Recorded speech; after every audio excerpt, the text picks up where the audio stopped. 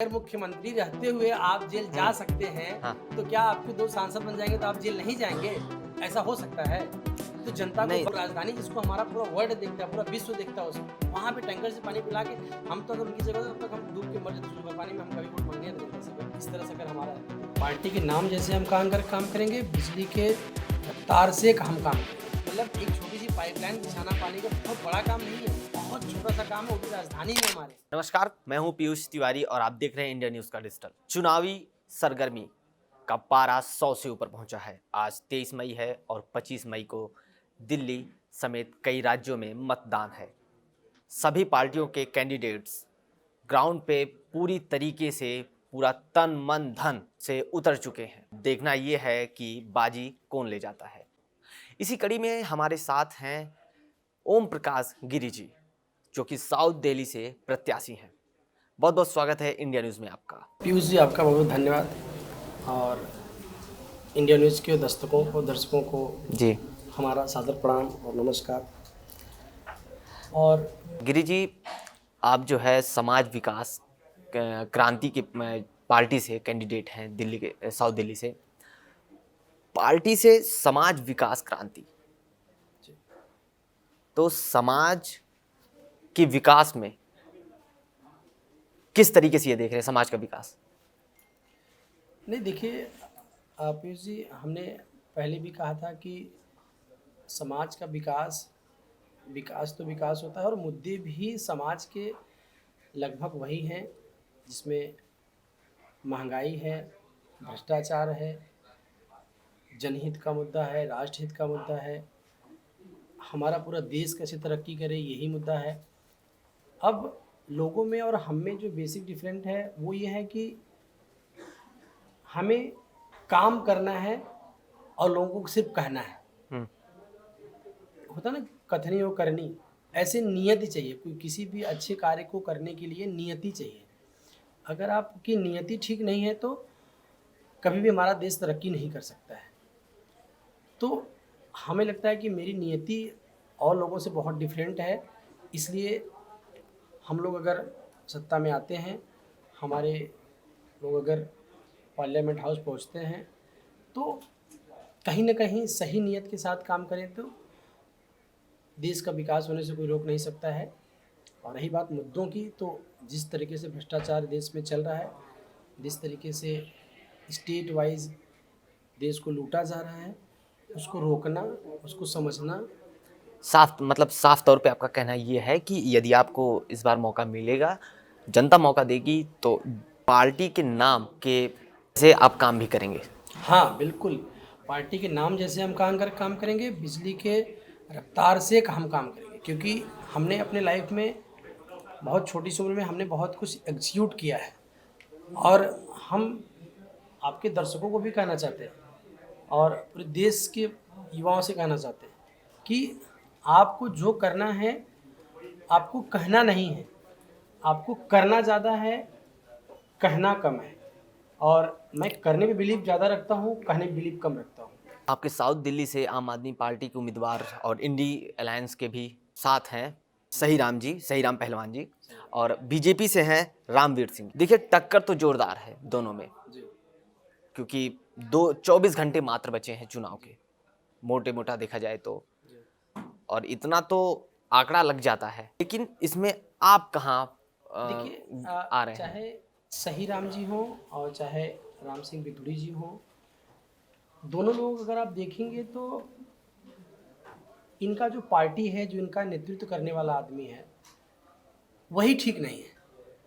मतलब क्या आप सवाल जो है अमित शाह या जेपी नड्डा जी पे या फिर केजरीवाल जी पे उठा रहे हैं, नहीं, हम जिस सेंट्रल गवर्नमेंट है, या फिर राहुल जी? पहले उन्हीं की हम बात कर लेते हैं। सेंट्रल गवर्नमेंट है तो आप देखिए कि जिस तरीके से महंगाई अपने चरम पे है, क्या जिनकी सैलरी, जिनका तनख्वाह 15,000 18,000 रुपये है, क्या उनको जीवन जीने में दिक्कत नहीं आ रही होगी? जिस तरीके से तेल की महंगाई है, जिस तरीके से और भी खाद्य पदार्थों की महंगाई है। अगर आप बात करते हैं कि आम आदमी पार्टी, तो आम आदमी पार्टी तो किसी भी तरीके से ये बोल ही नहीं सकती है कि हमें सेंट्रल में आना चाहिए, हमें सेंट्रल में आने का राइट्स भी है, क्योंकि वो पार्टी है कि जिन पार्टियों का के खिलाफ भ्रष्टाचार के सबूत सो कॉल्ड फर्जी पेपर लेके आए थे, मीडिया में खूब दिखाए थे कि ये देखिए उनके खिलाफ भ्रष्टाचार है, ये देखिए उनके खिलाफ शीलाजीत के खिलाफ भ्रष्टाचार है, ये देखिए राहुल के खिलाफ भ्रष्टाचार है, ये देखिए सोनिया के खिलाफ।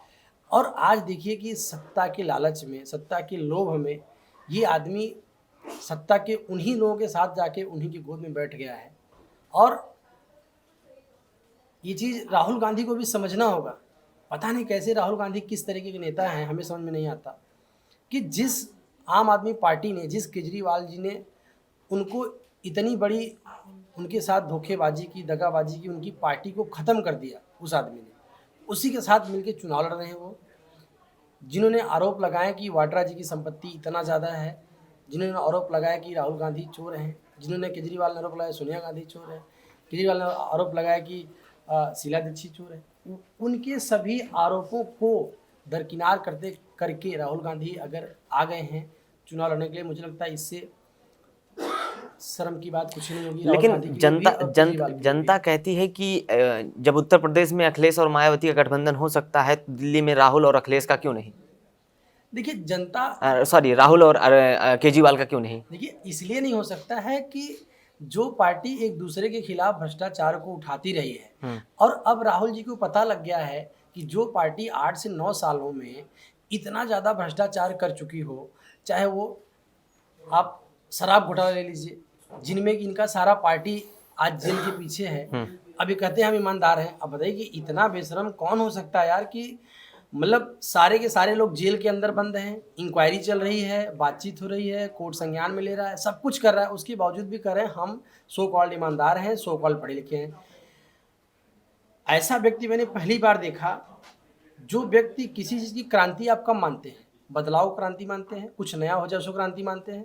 तो जो व्यक्ति यार पिछले 8 से 9 सालों में शिक्षा के नाम पे, शिक्षा का मंदिर जिसको हम स्कूल विद्यालय कहते हैं, शिक्षा का मंदिर एक भी ना बनाया हो, एक भी विद्यालय ना बनाया हो, बिना विद्यालय बनाए एक भी, वो व्यक्ति दावा कर रहा हो मीडिया में, सोशल मीडिया में, सब जगह माइक से बोल रहा हो कि मैंने शिक्षा में बहुत बड़ी क्रांति ला दी, अब उससे बड़ा झूठा आदमी कौन हो सकता है? और उसी क्लासरूम घोटाले में भी ये जेल जाएंगे। सोचिए कि ये दिल्ली में ये कहते हैं कि हम देश का विकास कर देंगे। हमको शर्म आती है कि यार जो आदमी 8-9 सालों में, जहाँ पे हमारे देश की राजधानी है दिल्ली, जिससे हमारे देश का पूरा एक, आप कह लीजिए कि पूरा देश चल रहा है राजधानी से, आप कह लीजिए कि हमारी जो देश की छवि है, जो हमारे देश का निकल के आती है, दिल्ली से निकल के जाती है, जो पूरा वर्ल्ड देखता है वो हमारे दिल्ली की तरफ देखता है कि हमारी दिल्ली कैसी है, दिल्ली में व्यवस्थाएं कैसी हैं, दिल्ली में रोड कैसा है, दिल्ली में सीवर की व्यवस्था कैसी है, दिल्ली में पानी की व्यवस्था कैसा है। और आज ये सो कॉल्ड पढ़ा लिखा मुख्यमंत्री 8 से 9 साल में दिल्ली में आज भी पीने का पानी लोगों को टैंकर से मग्गे में बाल्टी में भर के पिलाने का काम करते हैं। 9 साल में पीने के लिए, पानी देने के लिए एक छोटी सी पाइपलाइन बिछती है, वो पाइपलाइन नहीं बिछा सके। अब बताइए इनको अगर दिल्ली की जनता आज भी कहे कि ये पढ़े लिखे आदमी हैं और ये काम कर देंगे आगे चल के, तो हमें तो नहीं लगता कि इससे बड़ी बात कुछ हो सकती है कि मतलब ये आदमी इस तरह झूठ बोल सकता है कि हमने विकास कर दिया दिल्ली का। और मैं कहता हूँ कि मैं दावे से कह सकता हूँ कि अगर ये आदमी जिस तरीके से दिल्ली को बर्बाद किया है, अगर इसकी कुछ चंद सीटें भी आ जाती हैं पार्लियामेंट के लिए, तो 100% ये आदमी देश को भी बर्बाद कर देगा, क्योंकि इनकी सोच में दम नहीं है, बहुत नेगेटिव सोच है। सत्ता के लिए ये भूखे हैं, उन्हें कुर्सी बैठने के लिए कुछ भी। जनता गरीब जनता के पैसे का अपने लिए 125 करोड़ घर बनवाना, 20 लाख का पर्दा लगवाना, वो तो छोड़ दीजिए। शर्म आती मुझे ये बताने में कि यार ये लैट्रिन बाथरूम जहाँ पे बैठ के इनको लैट्रिन करना है, वो ये 20 लाख का लगा रहे हैं अपने लिए विदेश से। ठीक है, साउथ दिल्ली की जनता के लिए आपके चुनावी पिटारा में क्या है? साउथ दिल्ली की जनता के लिए सबसे पहले तो जो हमारे चुनावी पिटारे में है वो ये है कि हमारी नियति 100% शुद्ध है और साफ है, और हम युवा हैं। हमने अपने लाइफ में, ये तो सब बताते हैं। देखिए हम बता रहे हैं कि हमने अपने लाइफ में बहुत सारे एग्जीक्यूशन किए हुए हैं। हाँ, आपने पहले बता चुका। अपने लाइफ में जो हमने अभी तक कर रहे थे उसमें हमने बहुत सारी चीज़ें एग्जीक्यूट किया है, पॉजिटिव में एग्जीक्यूट किया है। और अब अगर दिल्ली की जनता की बात करें तो मैं कहता हूँ कि दिल्ली की जनता का, चाहे वो ट्रैफिक की समस्या हो, दिल्ली में फ्लाईओवर बनाने की बात हो, उसकी मांग करने की बात हो, मैं 100% उस पर खरा उतरने की पूरी कोशिश करूँगा।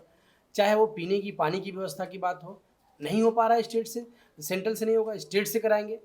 पीने की पानी की व्यवस्था की बात हो, चाहे आज बारिश की छोटी सी बारिश होती है, बारिश के दिनों में दिल्ली के गलियों में सीवर का पानी, नाले का पानी लोगों के घरों में घुस जाता है, लैट्रिन लोगों के घरों में तक अंदर तक पहुंच जाते हैं जरा सा बारिश होने के बाद में।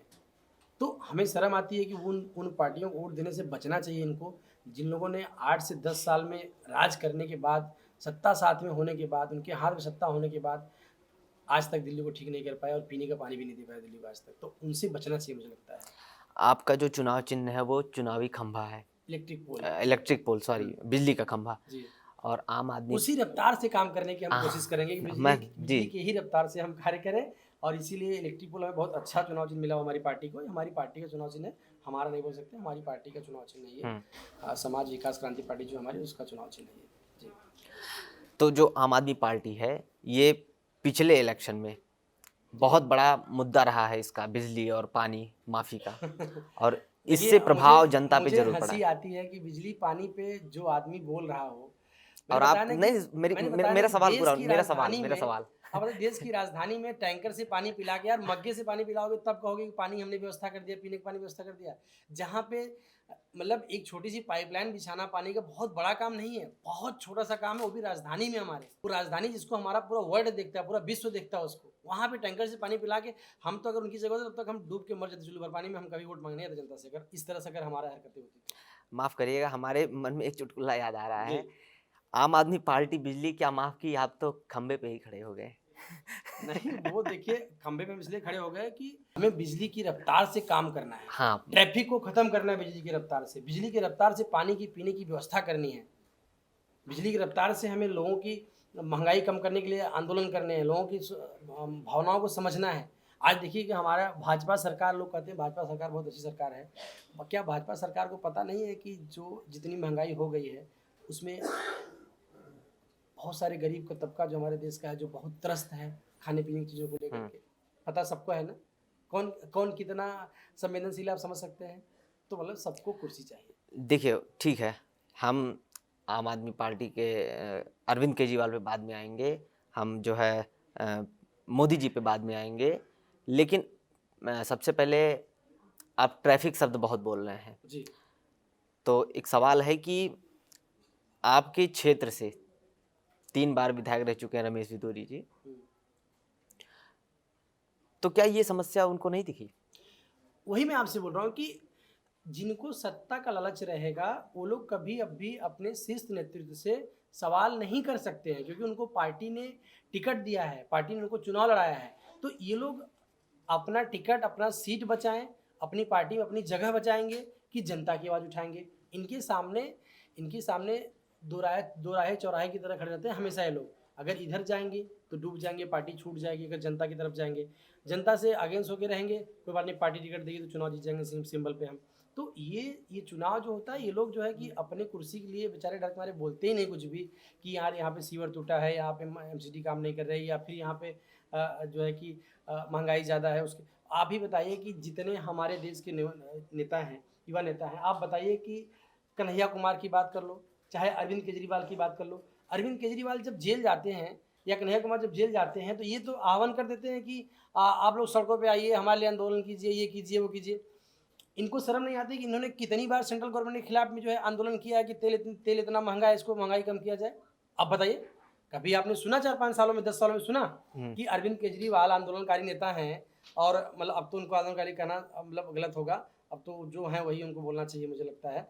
तो अब बताइए उन्होंने अब तक पिछले 9 सालों में जनता के मुद्दे को ले करके कितनी बार आंदोलन किया है, चाहे वो महंगाई का मुद्दा हो, चाहे वो बेरोजगारी का मुद्दा हो। क्या उन्होंने एक बार आंदोलन किया? राहुल गांधी ने कभी आंदोलन किया कि आप जो है कि जनता त्रस्त है हमारे पूरे भारतवर्ष के? अगर ये लोग कह रहे हैं कि महंगाई बेरोजगारी है, तो क्या इन्होंने आंदोलन किया? इन्होंने आंदोलन कब किया? जब ये जेल जाते हैं तब इनके नेता निकले, कार्यकर्ता बाहर आते हैं कि हमारा नेता जेल गया है। अरे भाई, तुम अपने लिए जिंदगी जी रहे हो कि आप देश के लिए जी रहे हो? आप मुझे बताओ। ठीक है, ये बताइए आपका लड़ाई किससे है, बीजेपी या हमारा लड़ाई इंडिया अलायंस? सत्य और झूठ का है। हम सत्य के साथ रहेंगे। तो इसमें सत्य कौन और झूठ कौन है? बाकी सारे झूठे हैं। इनको जनता ने बहुत मौका दिया है भाई। आप अगर कांग्रेस के देखिए तो राहुल गांधी अब तक कहाँ थे? पिछले 70 साल उनकी मम्मी ने राज किया, सुप्रीम जो है कि सुप्रीमो बन करके प्राइम मिनिस्टर, मोहरा बना के मनमोहन सिंह जी को। हमारे आदरणीय प्रधानमंत्री जी को। उनको देख के हमें आज भी मतलब हंसी आती है, मुस्कुराहट आती है हमारे चेहरे पर आती है कि मनमोहन सिंह जी क्या प्राइम मिनिस्टर थे, वो बहुत अच्छे इंसान थे, बहुत अच्छे आदमी थे। ठीक है, कोई बात नहीं। राहुल गांधी कहाँ थे तब उस समय, तब से अब बुढ़ापे में 52 साल के हो गए हैं तो अब कह रहे युवा नेता आ गए हैं। यार तुम 52 साल के अगर हो के युवा नेता बन रहे हो तो हम जैसे लोग मतलब क्या हम बच्चे हैं? हम कहते हैं कि हम दूध पीते बच्चे हैं, मम्मी के दूध पीते अभी हम ऐसा बोलना शुरू कर दें अपने लिए, ये तो गलत बात है ना। और राहुल गांधी बताऊँ आपको, राहुल गांधी के बस का देश के विकास को लेकर कोई काम करना है नहीं। अगर काम करना उनके बस का होता देश के विकास को लेकर के तो वो जरूर कहीं ना कहीं बेरोजगारी पर, महंगाई पर आंदोलन करते। और जिस तरीके से उन्होंने एक कोई सो कॉल यात्रा निकाली थी, यात्रा किसकी निकाली थी? यात्रा अपने लिए निकाली थी, कह रहे कि हम जो है कि सौहार्द पैदा करें देश। मेरी भाई जो मुद्दा है उस पे आंदोलन करो ना, उस पे यात्रा निकालो ना, मुद्दों पे यात्रा निकालो ना। क्या मुद्दा आपके हिसाब से? अरे जैसे अगर वो विपक्षी नेता थे, हम्म। अगर उनकी पार्टी सेकेंड बड़ी पार्टी है भारत देश की, तो उनको महंगाई पे यात्रा निकालनी चाहिए थी ना, बेरोजगारी पे निकालनी चाहिए थी ना। नहीं, उन्होंने तो अपने रैलियों में काफी कुछ आवाज नहीं उठाया कहा उसके साथ। उन्होंने, उनको बहुत डर रहता है। देखिए वो कभी इस तरह की बात नहीं कर सकते क्योंकि उनको डर है कि हम चले जाएंगे जेल, क्योंकि वो लोग भी बेल पर है इस समय। बेल पर रहने वाला आदमी कभी भी जेल जा सकता है। अरविंद केजरीवाल जी हैं, वो कह रहे हैं कि हमें जो है कि वोट दे दो और वोट दे दोगे तो हम जेल नहीं जाएंगे। अरे भाई उधर चुनाव का अलग काम है, चुनाव जीतना हारना अलग काम है, जुडिशरी अपना अलग काम कर रही है, सुप्रीम कोर्ट अपना अलग काम कर रहा है। अब जुडिशरी काम से चुनाव से जीतने हारने से क्या मतलब है? तुमको 10 दिन का बेल मिला है, 20 दिन का बेल मिला है, उस दिन आप उस दौरान घूम लो, वो ठीक है। ये तो नहीं कि हम चुनाव जीत जाएंगे तो हम जेल नहीं जाएंगे। अगर मुख्यमंत्री रहते हुए आप जेल जा सकते हैं हाँ। तो क्या आपके 2 सांसद बन जाएंगे तो आप जेल नहीं जाएंगे? ऐसा हो सकता है? तो जनता को नहीं, बरगलाने का काम नहीं कर रहे हैं एक तरीके से ये। देखिए वो 100% तो जेल जाएंगे वो, ठीक है। क्योंकि उनके कर्म ऐसे हैं, जिनके वो कर्म तो जैसे होंगे वो ऐसा भरेगा वो। हाँ, लेकिन अभी इस चुनाव में आपके पास क्या राजनीतिक मुद्दे हैं जिस पे आप खेल बता तो रहे रहे हैं? हैं कि इस चुनाव में हम बिजली की रफ्तार से आने वाले टाइम पे जनता के मुद्दों को उठाएंगे और जनता के मुद्दों के लिए आंदोलन करेंगे। जनता के लिए आंदोलन करेंगे, न कि अपने जेल जाने के लिए कि हम जेल जाना होगा तो हम आंदोलन करना शुरू करें। ऐसा नहीं करेंगे हम कभी। ये ऐसा केजरीवाल ही कर सकते हैं कि जब जेल जाना हो तो आंदोलन कर देंगे अपने लिए और बाकी जनता के मुद्दों के लिए कुछ नहीं, बिना कुछ किए कर देंगे। उन्हें बहुत सारा काम कर दिया, क्रांति ला दिया हमने। ऐसा देश में पहली बार हुआ है कि हाँ। जहाँ पे शिक्षा मंत्री और शराब मंत्री दोनों एक ही आदमी को बनाया गया हो और उसको ये बोला जा रहा हो बहुत बढ़िया मंत्री है, ये बहुत अच्छा काम कर रहा हो। आप बताइए कभी जिंदगी में ऐसा कोई मुख्यमंत्री काम किया? मुख्यमंत्री होकर के जिस समय देश कोरोना काल में जूझ रहा हो, वो आदमी जो है कि शराब बांटने की व्यवस्था कर रहा हो कि एक के साथ एक बोतल कैसे फ्री की जाएगी, शराब नीति तय कर रहा हो, शराब नीति पे काम कर रहा हो, उसकी फाइलें बना रहा हो, उसकी फाइलें पढ़ रहा हो, उस पर घोटाले की तैयारी कर रहा हो। ऐसा कभी देखा आपने? अब बताइए कि अब लोग करेंगे आपने ये मुद्दा क्यों उठा रहे? अरे भाई ये मुद्दा उठाऊंगे नहीं, ये मुद्दा उनकी नियति का है। जो लोग उनके सांसद बनेंगे वो जो कहेंगे वही काम वो लोग करेंगे, उनकी नीयत पे सवाल उठाता है मुद्दा। अब बताइए अगर ऐसा आदमी पार्लियामेंट में जाएगा तो क्या मुद्दा उठाएगा? ऐसा आदमी अगर गलती से खुदा न खास्ता का ऐसा आदमी प्रधानमंत्री बन जाएगा, इसका मतलब पूरे देश में शराब ठेका खुलवा देगा आदमी वो। आम आदमी पार्टी और कांग्रेस के खिलाफ आपके मन में काफी आक्रोश है, तो भारतीय जनता पार्टी को आप कहाँ देख रहे हैं? भाई भारतीय जनता पार्टी के हमारे मन में जो आक्रोश है किसी के खिलाफ पर्सनल आक्रोश नहीं है, लेकिन समझ जो रहे इनके काम करने की शैली है उस पर मुझे बहुत गुस्सा आता है। अब बताइए कन्हैया कुमार चीख चीख के कह रहा है यहाँ पर आकर के कि मैं चुनाव जीत जाऊंगा, ऐसे कर दूंगा, मोदी जी अमित शाह का नाम।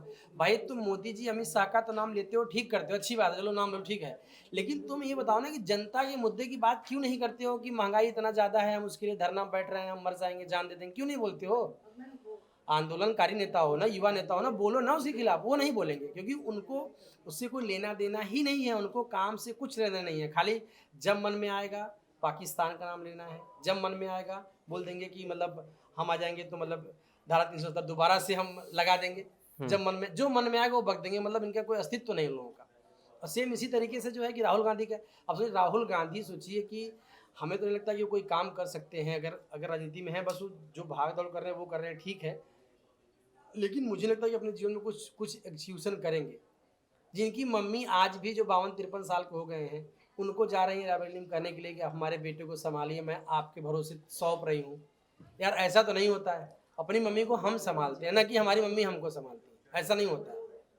अब बताइए वो अब उनका इस उम्र में भी उनकी मम्मी उनको संभाल रही हैं, जनता से करें हाथ जोड़ रहे हैं कि हमारे बेटे को वोट दे के जिता दो। उनके अंदर इतनी काबिलियत नहीं कि अपने दम पे वो चुनाव जीत लें, जो कि सदियों से कई सौ साल से उनके घर में लोग राजनीति रहे हैं, लोग राजा रहे हैं उनके यहाँ के लोग। तो राजा का बेटा जब ये स्थिति पर आ गया हो, उनकी मम्मी के कहना पड़ रहा है वहाँ बेटा आपके हवाले है, उसको हाथ जोड़ना। जो आदमी अपनी माँ के भरोसे आज भी बैठा हो, मम्मी क्या करना है आप बताओ, आना है कि जाना है, क्या करना है, तो वो आदमी क्या कर सकता है। और मैं तो कहूँगा कि मैं अपने देश के युवाओं से फिर दोबारा एक बात कहना चाहूँगा कि कभी भी कोई काम कहना नहीं चाहिए, हमेशा करना चाहिए। मैं आपको छोटी सी कहानी सुनाऊंगा पीयूष जी, आप इसको जरूर दर्शकों को बता देना। मेरी एक आदत रही है, पिछले कई सालों में उसको इम्प्लीमेंट किया है। जब हमारा किसी से कोई पंगा होता है ना, हम कुछ कहते नहीं हैं, हम सीधा करते हैं सिर्फ। जैसे मैं आपको एग्जाम्पल बताऊं कि पंगा इन द सेंस नहीं सोच लड़ाई झगड़ा, जैसे कोई बात हो गई, बहस हो गया, तो तुम्हें मगर उसने बोलता मैं तुम्हें मार दूंगा, मैं तुम्हें उठवा दूंगा, या ऐसा कुछ भी किसी ने बोल दिया, या मैं तुम्हें देख लूंगा, तुम्हारी औकात देख लूंगा, कुछ इस तरह की बात बोलते हैं ना। कुछ लोग होते हैं ना, तुरंत औकात पे जाता है कि आपकी औकात क्या है ऐसा कहने की, ऐसा बोलने की। तो मैं उनको उस समय बातों से कुछ भी जवाब नहीं देता हूँ। मैं अभी हाल का ही मतलब पिछले साल घटना बता रहा हूँ। ऐसे एक हमारे सिपाही थे, पुलिस में थे जवान, तो उन्होंने जो है हमारे साथ थोड़ी सी बदतमीजी कर दी और उन्होंने मुझे बोल दिया तू तड़ाक करके, और फिर मुझे उन्होंने गलत भी बोला कुछ, ठीक है। तो मैंने उनको कुछ बोला नहीं, उन्होंने भी यही बात बोला कि क्या औकात होगी, हम देख लेंगे आपको। मैं बता रहा हूँ कि मैंने उनका ट्रांसफ़र ऐसी जगह कराया कि जहाँ वो खड़े थे वहाँ कम से कम वो डेली वसूली करते थे, कम से कम नहीं कुछ तो 15 से 20 हज़ार रुपये की वसूली पर डे करते थे। 20 हज़ार रुपये पर डे उनकी वसूली थी वहाँ की। मतलब गाड़ी रोकना, फिर उससे पैसे लेना, ट्रक वाले से पैसे लेना, उनसे पैसे लेना, इस तरह काम करते थे वो। लेकिन फिर मैंने ऐसी जगह उनका ट्रांसफर किया जहाँ पे वो पानी पीने के लिए पैसे ना वसूल पाएंगे, इसी से पानी भी अपने जेब के पैसे से पीने पड़ेंगे। बाद में फिर वो लोग हमसे कहे कि मतलब हमसे ऐसी क्या गलती होगी, मगर आपसे बहुत बड़ी गलती हुई थी, आप आदमी पहचान की बात नहीं करते हैं, तो आदमी पहचान की बात करना। एक तो गलत कर रहे, तो चोरी तो सीना चोरी, एक तो आप वसूली कर रहे हैं, दूसरा आप मतलब कह रहे हैं कि मतलब मैं गलत हूँ। तो हम किसी को ना बोलते नहीं हैं, हम सीधा करने भरोसा, अभी तक करने पर ही भरोसा करते हुए आए हैं। आप हमारे यहाँ किसी से पूछ लेंगे हमारे बारे में, जो हमारे यार मित्र या दोस्त हैं, कभी मैंने कभी बड़ी बात मैंने कभी कही ही नहीं। अभी तक जो मैंने बोला कुछ नहीं है, जो भी मैंने किया है वही किया ही किया है, बस बोला कुछ नहीं मैंने। जो छोटा मोटा किया है बस किया है मैंने। किसी के खिलाफ चाहे एक्शन लेने की बात हो, चाहे अपनी लाइफ की सक्सेस की बात हो, चाहे अपनी लाइफ में जीवन जीने की बात हो, जो मैंने किया है किया ही है, और कुछ बोला कुछ नहीं कि हमें ये कर दूंगा, ऐसा कर दूंगा, ऐसा बोला कुछ नहीं। इसलिए राजनीति में भी आप मुझसे बार बार ये मत पूछिए कि हम क्या करेंगे, हम बता रहे हैं कि हम जैसे मतलब आप बताएंगे नहीं लेकिन करेंगे जरूर, 100% करेंगे, बहुत अच्छा करके दिखाएंगे। मैं बताऊं आपको कि आप ट्रैफिक की बात कर रहे थे अभी, सोचिए कि दोनों सरकारें हैं सेंट्रल और स्टेट की यहाँ पे। इन दोनों सरकारों ने कभी आज तक पिछले 15 साल में सुना, दिल्ली में 15 साल से दिल्ली की जनता ट्रैफिक में त्रस्त है। 15 सालों में इन्होंने आज तक कभी ट्रैफिक के मुद्दे पर समन्वय कभी बैठ के बातचीत किया कि ट्रैफिक कैसे खत्म होगा, क्या किया जाना चाहिए, और हमें जगह जगह ट्रैफिक क्या क्या हमें जगह जगह पार्किंग बनाना चाहिए कि नहीं बनाना चाहिए। क्या इन्होंने पार्किंग कहीं बनाया? जब पार्किंग नहीं बनाया तो इसका मतलब इनकी नियति नहीं ठीक है। और मैं बता दूं आपको कि लास्ट हमारा एक कोट है, उसको सुन लीजिए, उसके बाद फिर आप मतलब ठीक है ना। और हमारा कोट क्या है, स्वामी विवेकानंद ने कहा था कि आप 16 आना अपनी जान देके भी किसी का सेवा नहीं कर सकते हैं जब तक कि आपके मन में त्याग की भावना नहीं होगी। बिना त्याग किए जनता की सेवा, देश की सेवा, किसी भी की सेवा नहीं हो सकती है। बिना त्याग किए आप सिर्फ अपने निजी स्वार्थ के लिए काम कर सकते हैं, अपने लिए काम कर सकते हैं। जनता की सेवा, राष्ट्र में कभी भी काम नहीं कर सकते। फिर नेताजी त्याग करना चालू कर दीजिए, इसी पे हम समाप्त करते हैं। 100% हम त्याग ही कर रहे हैं, और त्याग आगे करेंगे भी। हमारा पूरा उम्मीद है कि हम त्याग कर रहे हैं और त्याग करेंगे भी, कोई दिक्कत नहीं। अगेन आपके दर्शकों को, इंडियन न्यूज़ के दर्शकों को हमारी तरफ से विनम्र प्रणाम, निवेदन और नमस्कार। तो ये थे हमारे साथ ओम प्रकाश गिरी जी, साउथ दिल्ली से ये हैं लोकसभा के कैंडिडेट। इनसे हमने तमाम मुद्दों पे बात की और जाने क्या है इनका चुनावी पिटारा, क्या ये साउथ दिल्ली की जनता के लिए करना चाहते हैं, क्या है इनके मन में।